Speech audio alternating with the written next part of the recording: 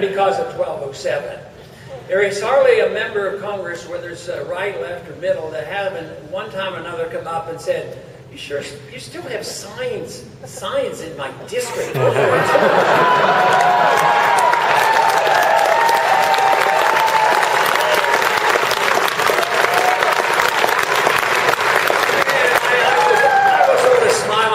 Some of them are a little bit confused. I said, I'll try and explain it to them. Where the real explaining is to them. They need to explain it. But the point is that I think that is one of the reasons we have 88 Democrats on there. Right. Because the signs aren't just in the Republican districts, they're in the Democratic districts. Because the message of liberty is appealing across the board, and it's not just some right-wing group. Right.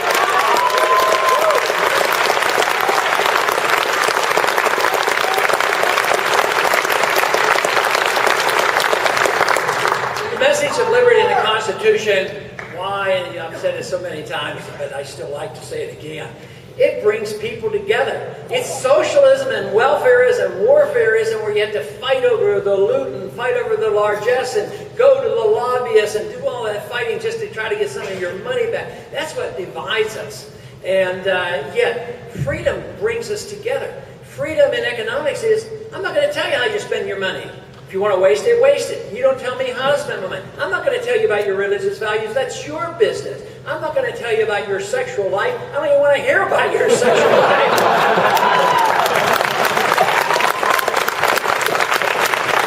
But all of a sudden, that brings people together. Now, if you have the left, they want to tell you everything what you're going to do economically, and the right wants to tell you everything you want to do socially. And then both of them wants to tell the world what to do in the countries around the world. So this is magnificent. How can we fail? It's such a fantastic message. I mean, freedom is so wonderful that not only is it allowing you to live your life as you choose and allow you to fail if you want, but it's also the only system known to man that has created a great amount of wealth and wiped out poverty in a substantial way. Poverty comes from too much government. That's where poverty is. Yeah.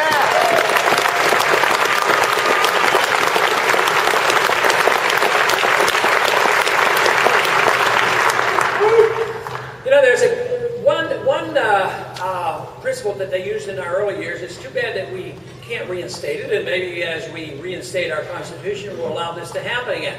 The principle of nullification. Wouldn't that be great? You know,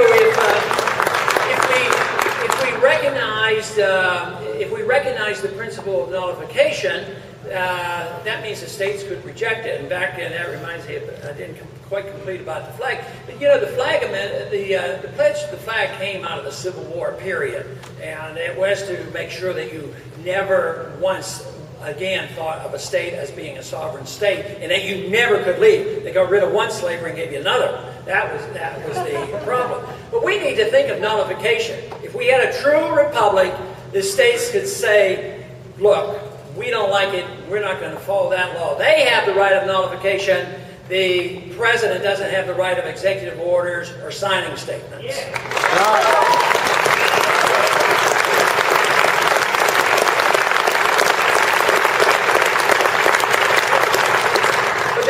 There is another nullification that we should think about, and it could be reinstituted right now just through education. And you know, if you think about the laws are written by the House and the Senate, and then the President signs it, and then if nobody likes it, they take it to the courts, and the courts rule.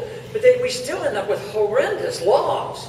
You know, the courts have never ruled favorably for us who would want to defend or point out the collection of taxes unconstitutional or the monetary system. They always rule in favor of the state. But what if we had enough people educated and understood jury nullification?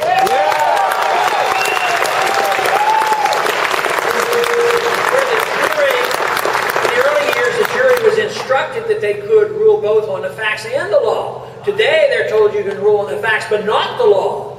But what if there's anything, hopefully, that we could survive with is the secrecy of the jury. But they have already, you know, you've heard the stories about how they try to prevent any education along that way.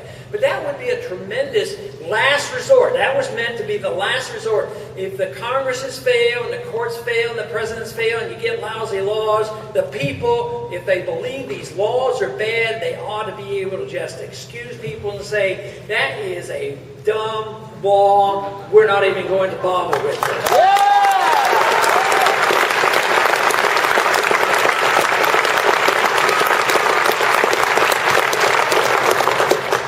Suggest they might start off with maybe somebody arrested that had been using marijuana for medical reasons, and it was the third time he was arrested, and he had a mandatory life sentence and never committed a violent crime. I think laws like that ought to be nullified and erased from the book. Yeah!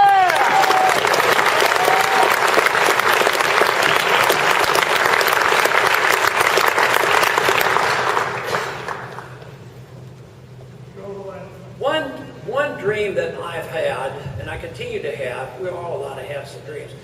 My dream is that I can participate in a group like this that will light the light of liberty in the hearts of all Americans. That is what I really dream of, where people know it and understand it and believe in it and promote it. That is what we need. Then we don't have to fear our neighbors. We don't have to fear our neighbors because they're going to send the government after us to collect more taxes because they want something. They're not going to send the government to tell us whether or not we're allowed to have tobacco or use a marijuana cigarette when we think it might help a medical problem. I mean, this would be a magnificent dream. In our early years, there were a few countries that tried to emulate us and say, you know, America is a great place. They have freedom. And we ought to try that. And people did try to do it. But not necessarily all that successful. But there's no reason that we have to think that we're going to be locked into the dark ages, although that is an option if we don't do the right things. If we're not successful with the promotion of these views, I really believe we could go into some terrible dark age and go for many, many years where people live in poverty and our kids not have anything near what we've had. And this to me is no reason if we could just set the example. I've argued so often that our foreign policy has only two options. One, we go to our other countries and we tell them, we want you to do this. And they say, oh, okay, we'll do them because you're big and powerful. So we give them money. Then we go over here and we say, we want you to do this. And they say, well, we don't like you and we're not going to do it. So we drop bombs on them. Why can't we have the third option? Why can't we say, we want to trade with you, we want to talk with you, we want to get along with you, we want to go back and forth in travel, and when you see what we have, you're going to want to be like us. But you can't make other people act the way you want them to be by grabbing them by the shirt collar and shaking them and saying, you have to believe in this. You want to be very principled, believe in something 100% and know it. But I really believe it's important that the rhetoric be different. Because